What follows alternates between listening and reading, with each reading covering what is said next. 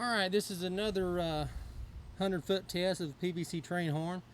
This is another K5LLA, and it's got a high B instead of the C of the last K5LLA. And this is a standard K5LLA. So we're going to test it at 100 feet. Here we go.